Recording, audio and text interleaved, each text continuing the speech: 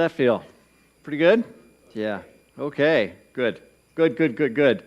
So, we started this journey of Advent. In Advent, we started off with this idea of faith, and then we moved into peace, and then this is the week we get to talk about love, right? We also can't forget what the season is about. We're actually celebrating, obviously, the birth of Jesus, and everything in love and compassion and healing and miracles and everything that he did. We get to celebrate the individual called Jesus, which can be such a huge part for some of us. And we also get to celebrate, because we're Unity, this other part of us, which is the birth of the indwelling Christ. So the Advent season is really about preparing for these things. So we're preparing for the birth of Jesus, and that's where all the biblical stories come in about the wise men going out into the east and looking at the star and following the star and all that kind of stuff. And we get to get wrapped up into that story on what that's all about. But then there's also the part of us where we have the indwelling Christ. So we've got, in Unity, we've actually got these two things that are going on, which is pretty cool. But it can get kind of like, well, what am I doing? Am I focusing on Jesus, or am I focusing on my indwelling Christ? What are we doing, Mike? I don't get it, right? But let me just assure you that this can be like, again, it can be a magical time. And when we think about the different parts of Advent, especially this week with love, that love can be this amazing, incredible tool that we can use and apply towards anything that we're doing, anything. And that's what we're going to spend a little bit of time talking about. Again, we started with hope and faith 2 weeks ago. 3 weeks ago, we started with peace. And then we've got, finally, love. So today, we light again the Advent candle of love. And so as we go through this process, we're going to remember that we've got love, and it's a reminder of the love that God has for us. And I know that sometimes, I don't know about you, but sometimes that kind of messes with my head a little bit. Like, wait a minute, let me get this right. I can absolutely be loved unconditionally by this thing called God. And it's like, duh, yeah. Isn't that what everybody said? But we don't really, sometimes I think we don't think that. I think we forget that. And that's why it's an awesome time to remember this thing that's called love. It's so simple. It's so powerful. And yet, we often overlook it, right? And so, when I was preparing for this talk, I was thinking about what would be a great illustration of the story of love and during this time of year. And I thought about the story of, it's Mary and Martha and Jesus. So let me just read to you this, and it's from the book of Luke. And it says, "And Jesus and his disciples were on their way. He came to a village where a woman named Martha opened her home to him. She had a sister called Mary, who sat at the Lord's feet listening to what he had said. But Martha was distracted by all the preparations, pay attention, that had to be made. She came to him and asked, 'Lord, don't you care that my sister has left me to do the work all by myself? Tell her to help me.' And Jesus looked at Martha and said, 'Martha, Martha, Martha, you're worried and upset about many things, but few things are needed, and indeed only one. Mary has chosen what is better, and it will not be taken away from her.'" So, I'm sure everybody's sitting there thinking, going, maybe what that story is saying is this. I know you're doing that. But of course, we're in Unity, so what are we going to do? Metaphysical interpretation? Of course. So let's talk about that. So Martha and Mary metaphysically represent the outer concentration and the inner concentration. Outer, I'm looking out over here, I'm looking at everything that's going on in my life, and then the inner reflection. And by the way, both of them are necessary. In case you've forgotten, you live on a three-dimensional planet, and you've got to pay your bills, you got to go to work, you got to take care of stuff.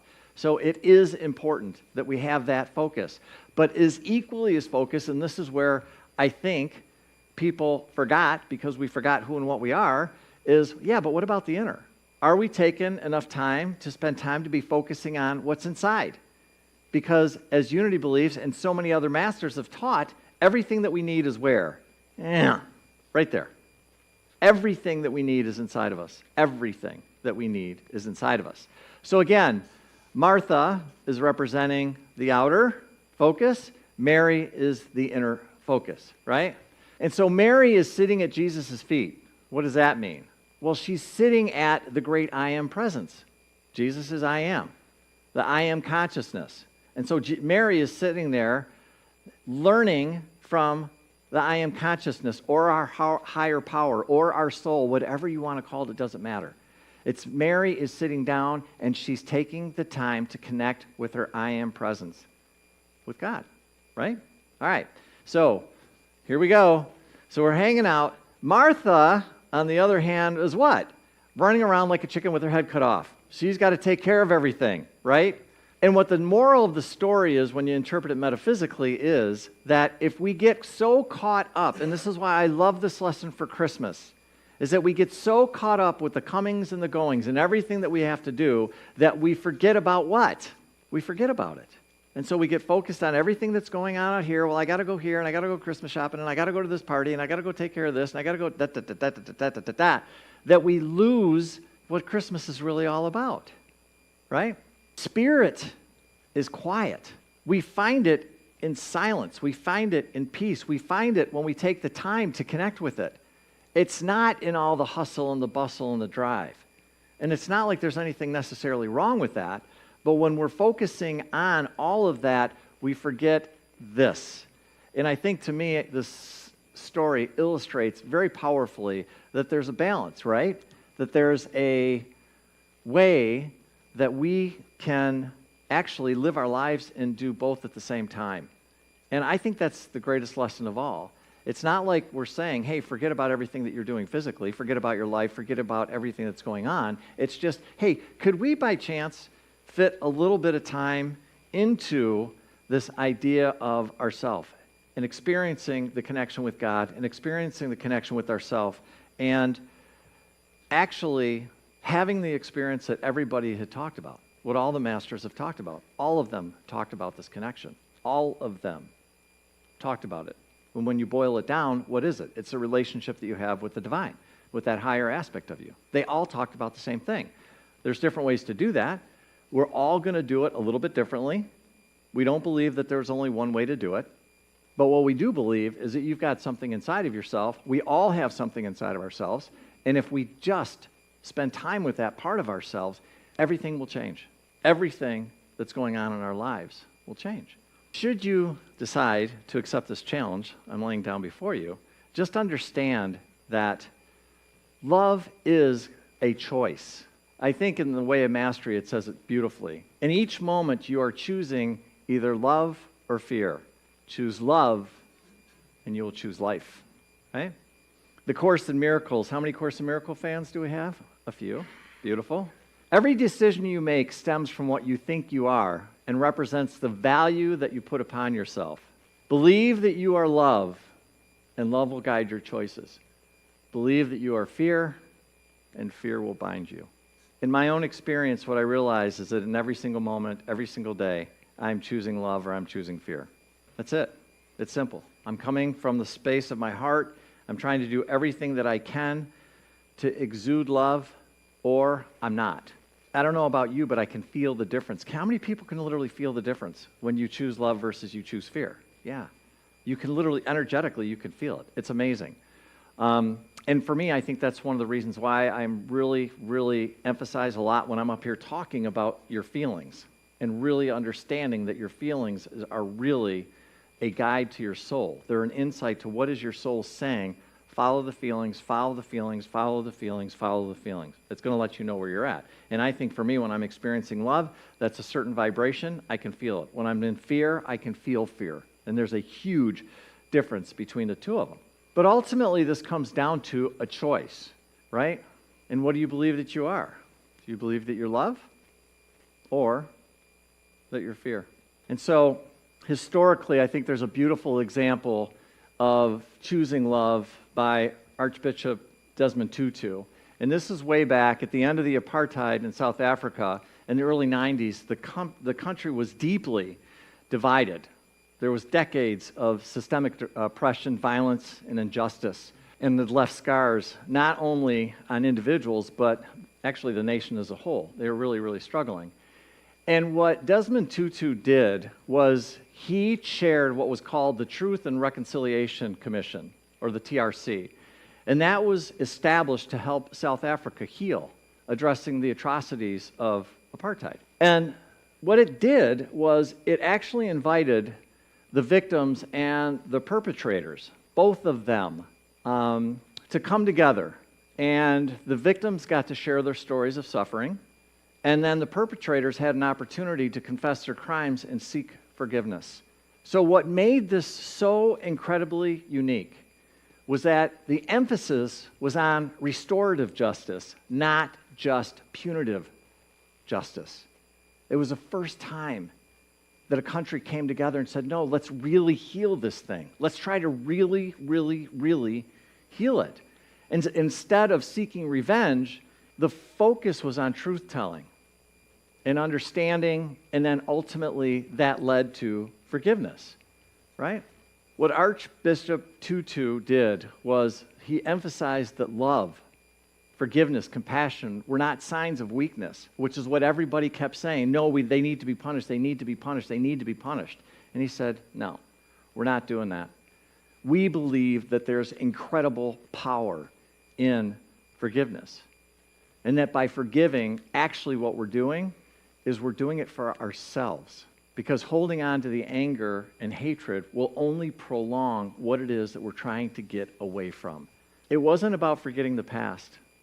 It was about transforming the pain into reconciliation. That's what it was about. And by choosing love over fear, basically that's what happened. And South Africa took its first steps towards rebuilding a country based on love. And his leadership reflected that. The essence of divine love. So when you think about it, what you have is you have somebody that's doing something that's so foreign, it's so different, it's so what we're not taught to do. Is that in that instance, we were taught to choose something that was more powerful than any power in the world, and that was to choose love.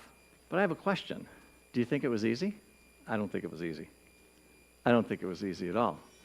Because sometimes choosing love can be hard. And that, to me, is what this Christmas season does. It challenges us to go beyond where we've ever been. And if you really want to take on the challenge that I'm offering you, that's why I call this talk Big Love, is to think about in your life, where is choosing love the most difficult for you? I want you to think about that for a minute. And if somebody would like to comment on it, I would love to hear it. But where do you find it, or when do you find it the most difficult thing for you to do? Does anybody have Charles? With my siblings. With your siblings? Okay. Yeah. Thank you. Yeah, with the siblings. What else? Where else? When else?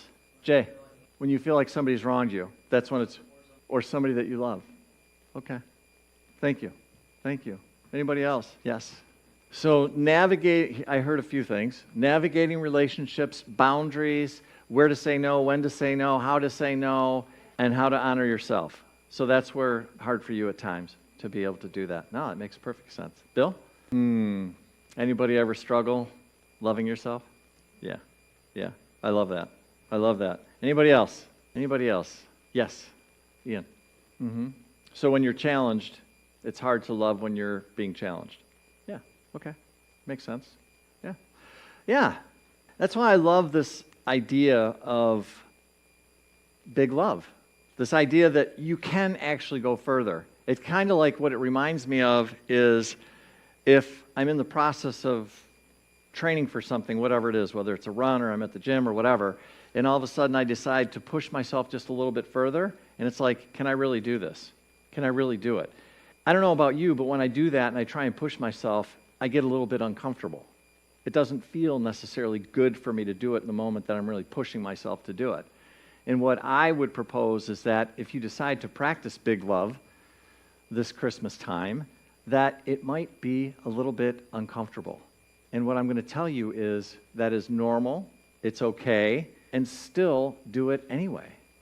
Still do it. Still try. In the Lenten booklet, I think it said it perfectly. It says it perfectly. It says, opening our minds and hearts to the healing, forgiving, empowering energy of love includes opportunities to practice loving kindness, watch our words, and be aware of our judgment of others. This is a season to demonstrate what love truly is and to acknowledge the truth that we are all unique expressions of God, whether we see and remember it easily or not.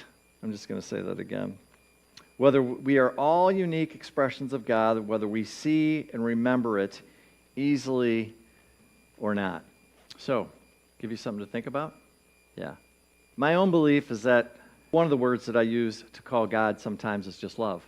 And because I believe that we are a part of that thing, whatever you want to call it, is love is who and what we really are. At the core of our being, when we really understand all this stuff, love is the thing that comes from us naturally.